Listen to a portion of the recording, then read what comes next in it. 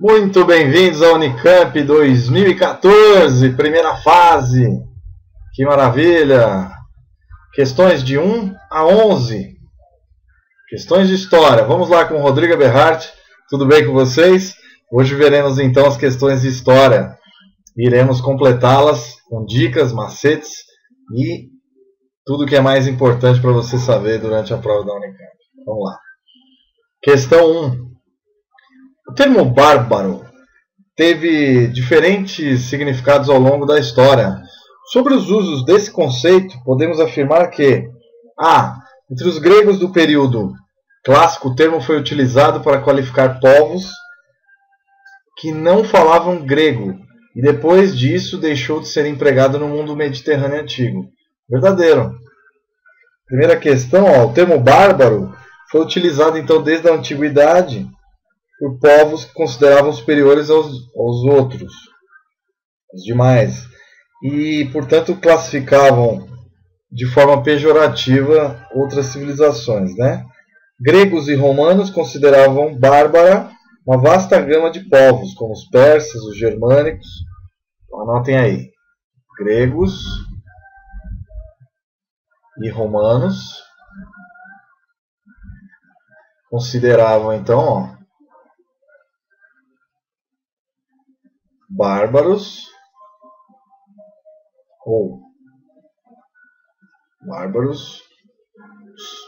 os povos persas, germânicos, entre tantos outros, né? Muçulmanos, judeus, etc., e entre outros. Tá? Bom, então letra A. Os gregos ainda não existia a igreja muçulmana, então muçulmanos não saem dessa. Os outros povos, tá? Os eslavos, eles consideravam todos bárbaros, nativos da África, né? Nativos,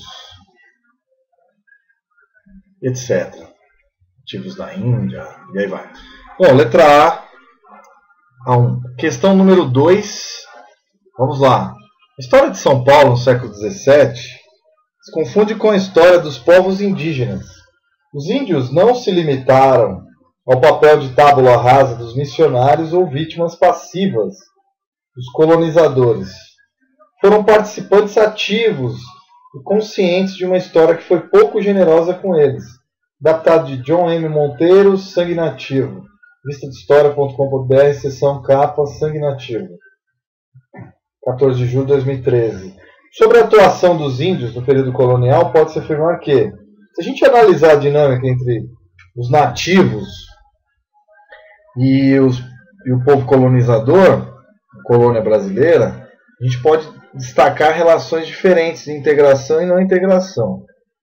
Uma delas é que os portugueses criavam alianças com o índio a fim de obter vantagens. Outra é mais impactante, conflitante, em que o europeu é visto como invasor e o índio como um escravo, né? Além disso, as tribos evitaram contato com o homem branco e foram para o interior, né? Para os sertões do Brasil.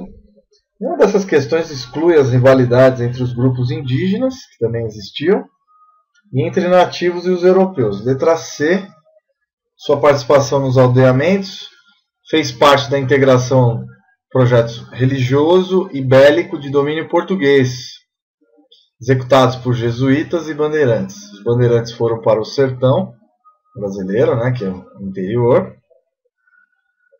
e também matavam índio, caçavam os índios.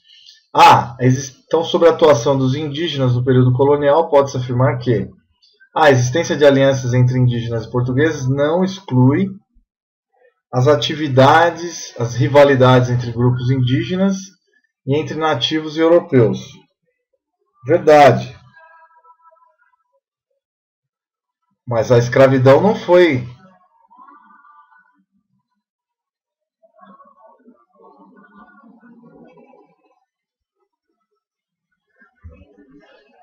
A resposta, me perdoem aqui, está invertida. A questão está correta, né? Foi o que eu acabei de falar. Letra A, a existência de alianças entre indígenas e portugueses não exclui as rivalidades entre os grupos indígenas, entre os nativos e os europeus. Resposta correta, letra C, letra A. Perdão. A B, a escravidão foi por eles aceita? Não. C, sua participação nos aldeamentos fez parte da integração entre povos religiosos e bélicos? Também não, eles não integraram o exército. Religiões também não, nem todas, né? D, não foram catequizados, né?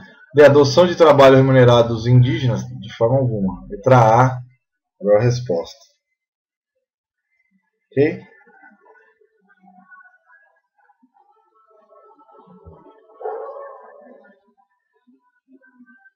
Na 1, também, aqui diz bárbaro foi a denominação comum a muitas civilizações para qualificar os povos que não compartilhavam dos mesmos valores das mesmas civilizações. Letra B de bola, perdão, hein?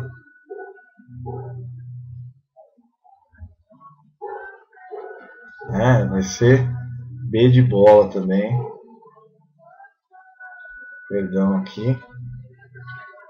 Bárbaro, então, foi a denominação comum a muitas civilizações para qualificar os povos que não compartilhavam dos valores dessas civilizações. Tá? Depois deixou. Então tá aí. E não era só os gregos aqui. A A está errada por causa disso. Letra B, a resposta. Então, os gregos e romanos consideravam bárbaros os outros povos, né? Civilizações que qualificaram o povo que não compartilhavam dos valores das mesmas civilizações gregas e romanas. Bárbaros eram os povos que os germanos classificavam como inadequados? Não. Os gregos e romanos, né? Gregos e romanos classificavam de bárbaros povos que viviam de caça e coleta? Não. Os povos já viviam de outros meios de subsistência. No 3, terceira.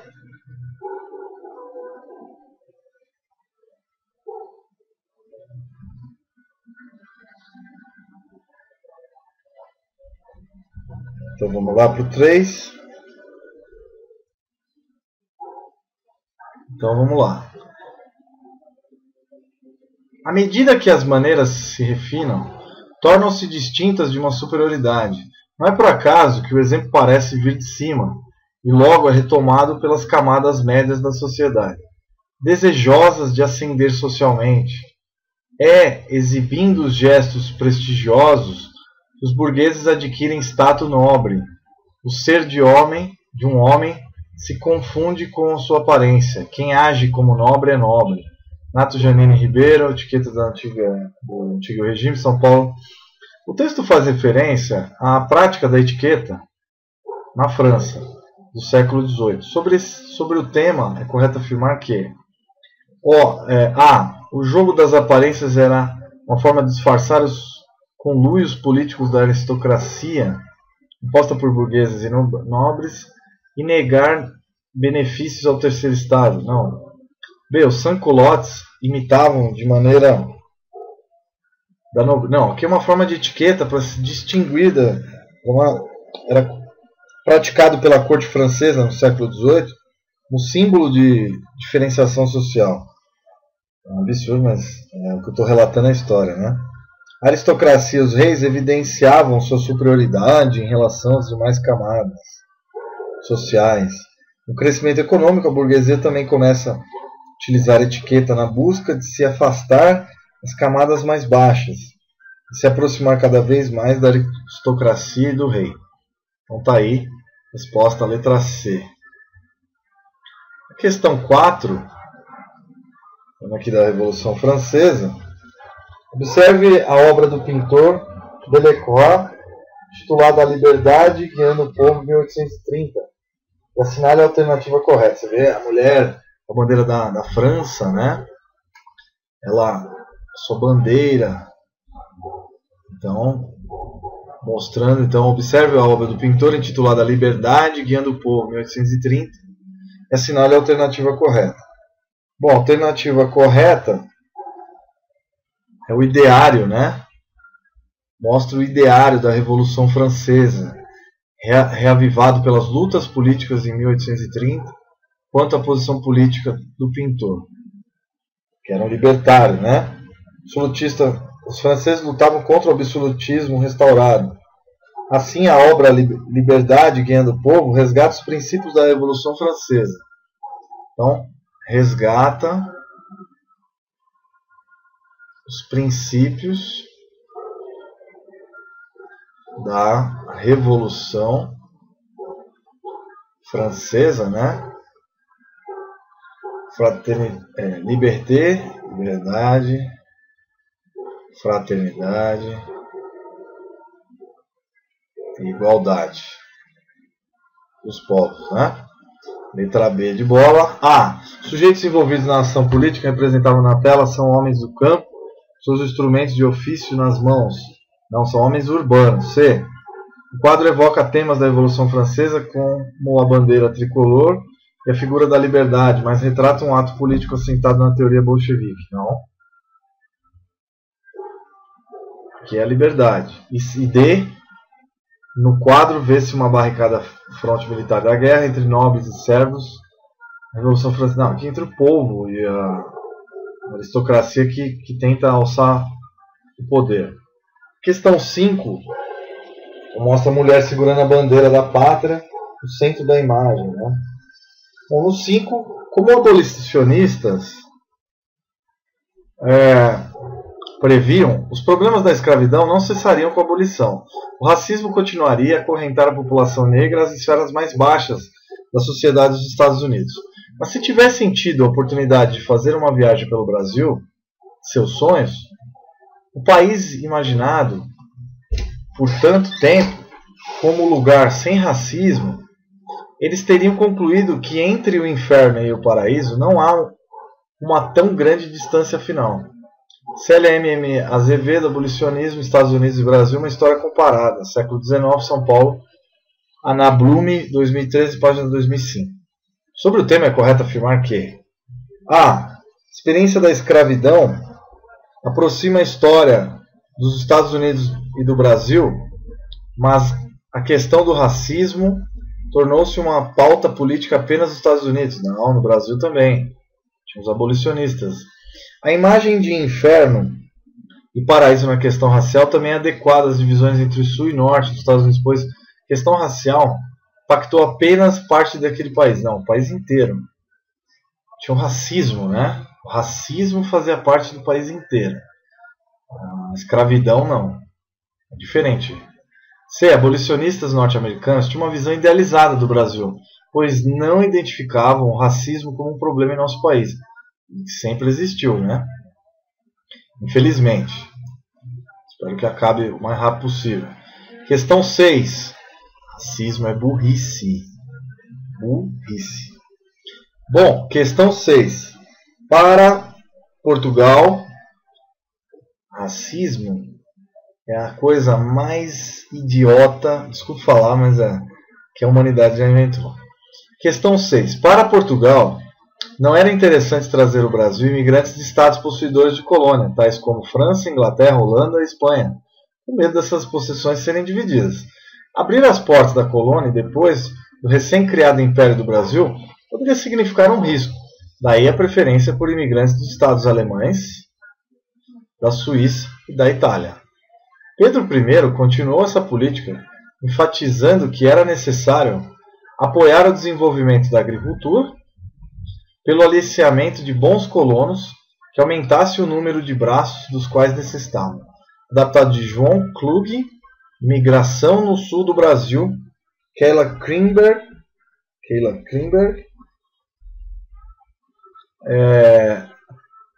e Ricardo Salles, Organização. O Brasil Imperial, volume 3, 1870-1889, Rio de Janeiro, Civilização Brasileira, 2009, página 247. Assinale a alternativa correta. A grande entrada de imigrantes no Brasil ocorreu a partir do Primeiro Reinado, em função do fim do tráfico negreiro e da maciça propaganda promovida pelo governo brasileiro. Bom, se é de 1870, Então, ocorreu a partir em função do fim do tráfico negreiro e da maciça propaganda promovida pelo governo brasileiro na Europa. Não é isso. Era um incremento. Vocês vão ver. Ó, no primeiro reinado, a entrada de imigrantes associava ao incremento da produção agrícola e tinha conta o cenário internacional, no qual as metrópoles europeias disputavam territórios e riquezas. Certo, estavam em guerras, né? Então, favoreceu a vinda dos imigrantes desses países. Alemanha, Suíça e Itália. Em meio à corrida imperialista do século XIX, Portugal empenhou-se pelo fim da escravidão em Lisboa e do fim do tráfico negreiro em suas colônias africanas. Não é isso que fala, né? A economia do primeiro reinado acompanhava instabilidades, 1822 a 1831, características da formação inicial do Estado Nacional Brasileiro. Então, eles queriam combater a crise econômica, acentuada com a queda dos preços internacionais do algodão, do tabaco, do cacau, do açúcar. Dom Pedro I estimula a vinda de grupos imigrantes da Alemanha, da Itália e da Suíça para regiões agrícolas. Então tá aí. C. Em meio à corrida imperialista, século XIX, também não. A migração no Brasil surgiu com a questão a partir da implantação da Lei Áurea. Não é verdade, foi antes. Que alterou os modos de pagamento do trabalho livre. Bom, a gente vai terminar esse bloco agora, vou tomar uma água e a gente continua na próxima aula. Então nós vimos da página da questão 1 a 6. E no outro bloco veremos de 7 até 11. A primeira vídeo e a segunda videoaula. Até mais, espero que vocês tenham gostado. Até a próxima aula. Tchau, tchau.